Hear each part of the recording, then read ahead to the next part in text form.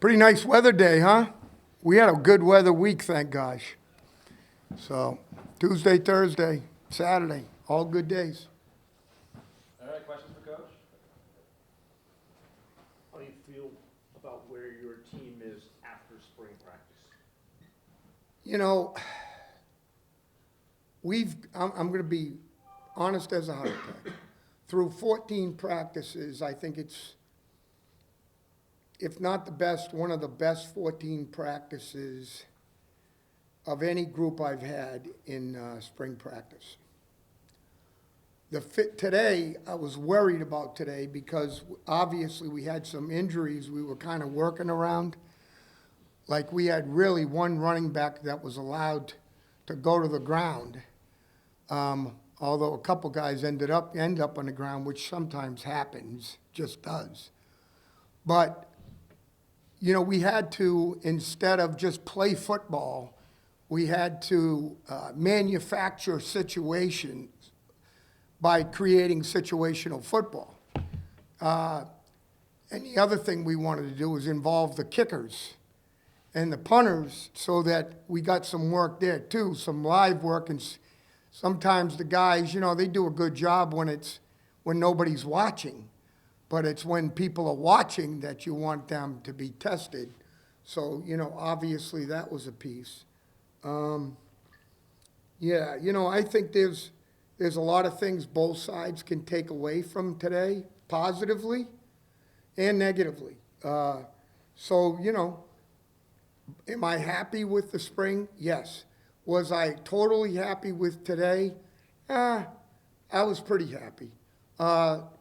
The one thing I didn't like is this was a game day-like atmosphere, and I think a couple of the guys kind of, you know, they worked hard through it, don't get me wrong, but I want you to dig in and let's go. And, you know, you had to bite them a little bit to get that done. But I'm good at that, too, so. When you say that it was the best 14 practices that you've had, what made it the best? Effort. Energy. I never had to worry about standing at the door getting all these guys, you know, because there's 5 guys late. That stuff wears you out now and pisses you off. And then you want to wind up and hit them in the chin. I didn't have to do any of that. I was able to focus for 14 practices on football and getting better at football.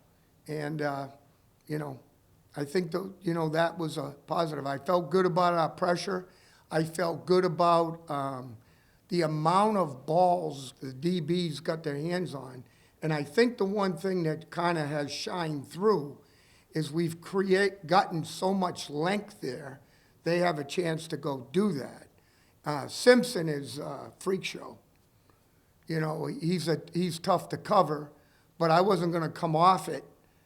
Because, you know, game planning, you game plan. But today wasn't a game plan day. We want to see who's going to handle them and who's not going to handle them.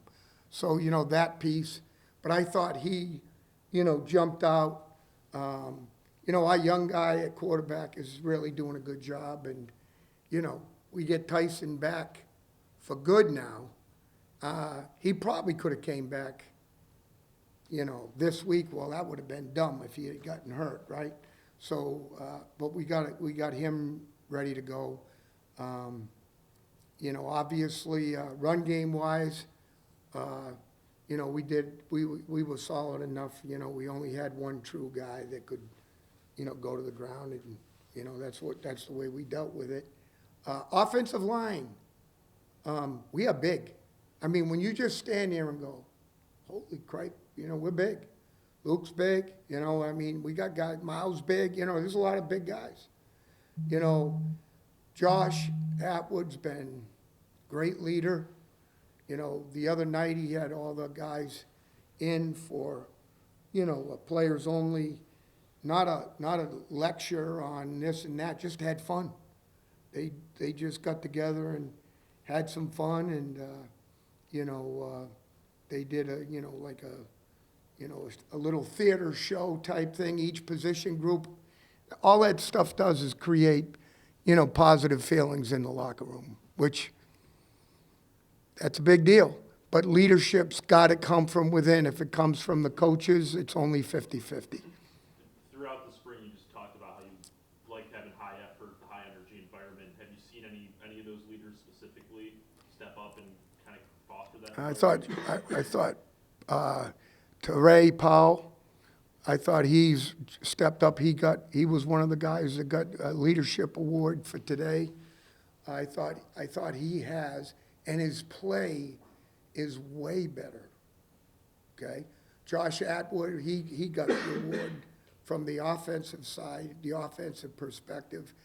You know, I could have given it to Tyson, but you know, to be honest, he didn't play in the spring. Sorry, you don't play, you don't get. You know, that's just the way it is.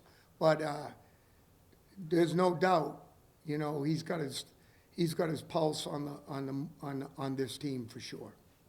Coach, obviously a lot of young guys, many of them playing in their first ever spring game.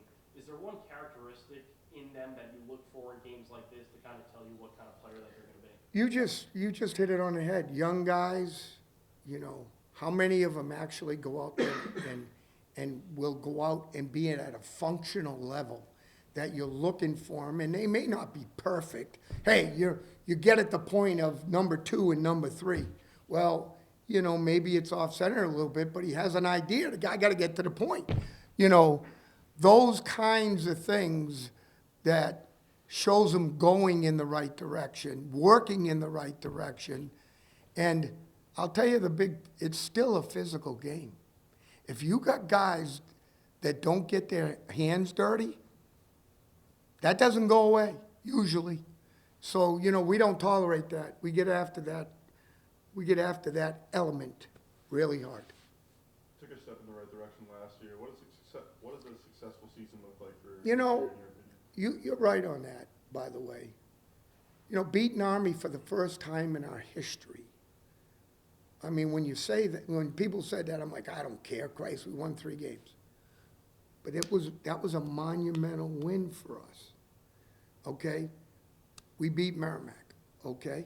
Well, prior to me getting here, there were 2 years where we lost to every FCS team. I mean, what are we doing? So, you know, that piece. And then we beat, you know, New Mexico State in the opener and played better than a 10-win team. And then our quarterback gets hurt, and we lose him for 4.5 weeks, and we're competitive 4 weeks in a row. We're right there. So yes, they're you know, you don't look at it that way when you're living it, but looking back on it, you know, I think we won't go back now. I think we've now turned the corner, and you know, like we've done a good job of evaluating personnel, evaluating people and their personality, and fitting them in with our team. And not afraid to tell them, you don't really fit in. You know? You mentioned Ahmad. I know you've talked often about, you know, what a great kid he is. 5 and all of 5 that. ball. On the football field, what has he improved the most from the beginning of spring practice to now, and how confident are you that he could step in if he had to be QB1 on day 1? First off, I'm going to say this to you. Last year, when we lost Tyson, and he had to play some, that was scary. It's not scary anymore. I mean, he's gotten a ton of work. He's improved. He's running the ball with, you know, with vigor, and not afraid to mix it up either. So I feel better about that. I think he's throwing the turn-in routes really pretty well. Those are the routes that I think he throws better. I don't, you know, he's got a lot of work to do on the out routes, the down the field ball, you know, but if think about the turn-ins today, I bet he had 4 or 5 turn-ins that he hit. So, you know, every day is another step, and that's really all you're searching for. How about your offense in general? How have they adjusted to Shane's offense, and Well- where do you think you are? Well, let me just say this to you. with Steve, we were more zone blocking. You know what I mean? With Shane, we're much more gap scheme. So flow starts, here comes the guard and the Y, you know, or the guard and the tackle. And a lot more gap scheme. Well, gap scheme means you're pulling away from the directional. And, you know, obviously they're trying to, you know, get us to overload to one side or the other. Okay? So we got to adjust to that. I think we are. A lot of the runs are the same. You know, zone runners, an inside zone play where you take tight footwork and hit it in the front side or back side A gap. I mean, there's only so many ways you can run that play. The off tackle, you know, where we get that little splash and it's not tight, but it's slash footwork, off tackle. We're running that. I think our play action, I do think Shane's doing a good job in, you know, getting the play action stuff in there. And, you know, he's playing to the strength, especially to 5 because he's the one getting most of the work. And I think that's coaching. That's good coaching. Is there anything you're looking to add in the portal after spring being over? Yeah. Is there anything that you're thinking about, like at this time of year when it's like there's always so much change? Like, is there any position you're really hoping to get, or just anything like that for that? Yeah, we've got about 9 or 10 spots available. And obviously, we're looking to build a little bit more depth in the back end. Trying to get, we're searching hard for 2 D linemen, 1 inside, 1 outside. Now, we're going to get richer because ET's going to jump in here now that we've got him through spring and he's running full speed. He's going to help us. I mean, he's a dude. You watch him play, put the Clemson film on when he's playing. Pretty damn good. But we're going to try to, you know, get an inside and an outside guy. We'd like to get a corner, 1 more safety.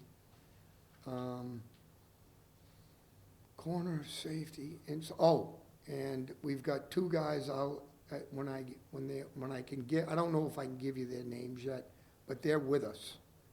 We've got 2 guys that are with us. A linebacker who's 6'3", 235, Mike Backer. So, you know, he's going to help us.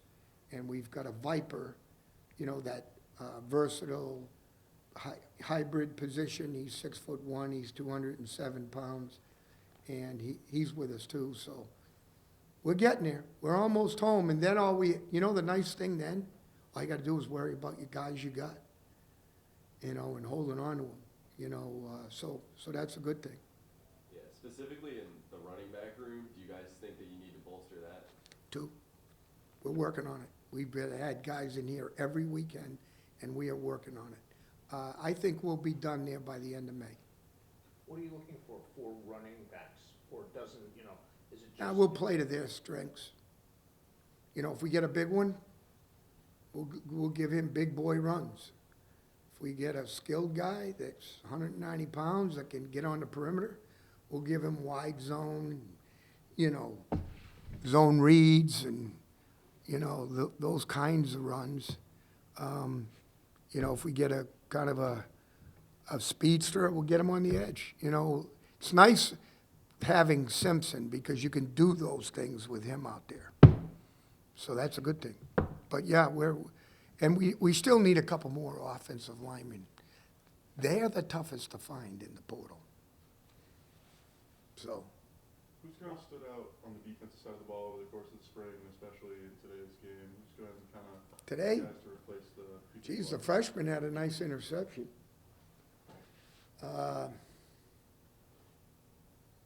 Bailey had a nice one. Who really stepped up today? I think Stu's playing really good. Tyler Martin's playing very solid. So we're getting good Mike linebacker play. Teray Powell's playing solid. I thought he missed one run fit where he missed, like he took it too tight and it got outside of him. But he's been nothing less than spectacular in run support the whole spring. So I think he's vastly improved, and I'd have to start with him. Who else? Chambray, inside, he's exceeded expectations in there, because he's not the biggest guy, but he plays big. All right, thanks, Coach. We good? Good. Anybody got anything else? I have one more, just one thing I noticed in the secondary, a lot of height, Sean Come Watson, on. 6'4", Barnes, Come on. 6'2", Daly 6'2", is that something you guys were looking for? Or is Yeah, that something kinda- the only thing that, somebody asked me last night, because I was talking about that, and they go, wait a minute, Coach, you recruited Mikey Sanders still. I go, there aren't many humans like him. That's all I can tell you. That dude's fast.